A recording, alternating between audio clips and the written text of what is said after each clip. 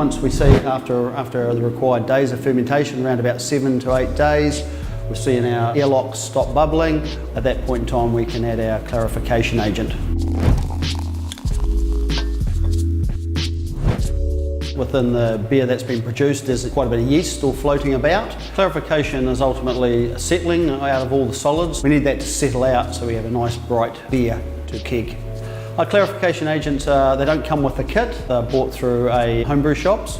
Options, you've got silicon dioxide as a common clarification agent. You've got isinglass finings as another one, and some people even use gelatin. And they come from natural sources, so adding them to your beer is going to add nothing artificial. Today we've got a sample of silicon dioxide, purchased at a home brew store, and we're going to add that to our finished fermentation and start the clarification process. So the fermentation at the moment is at ambient, so around 20 degrees. So when we add the clarification agent, we want to ultimately chill it down. So we want to get it down to as low as possible, ideally around 2-3 degrees. Here's a sample of our silicon dioxide.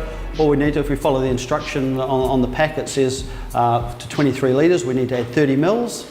This has been hot water rinsed. First we'll measure out our 30 mils, adding that directly into the top of the fermenter. Then we sanitise our spoon with our alcohol solution, then just give that a gentle mix. Now we need to put the fermenter, as it's talked to, in a cold environment, so as cold as possible. So if we get it down to as close to 0 degrees as possible, but any cooling will be beneficial over leaving it at ambient conditions. Clarification should happen over around 24 to 48 hours. The colder you can get it, the faster the process. Now this silicon dioxide and other clarifying agents are neutral, and the small amount that's added to this, there's no impact at all on flavour of your beer. What will happen during the clarification process, it will coagulate all the yeast and particles that are in suspension and pull them to the bottom. The clarification agent will remain in the bottom of the fermenter. It will be discarded when you clean your fermenter.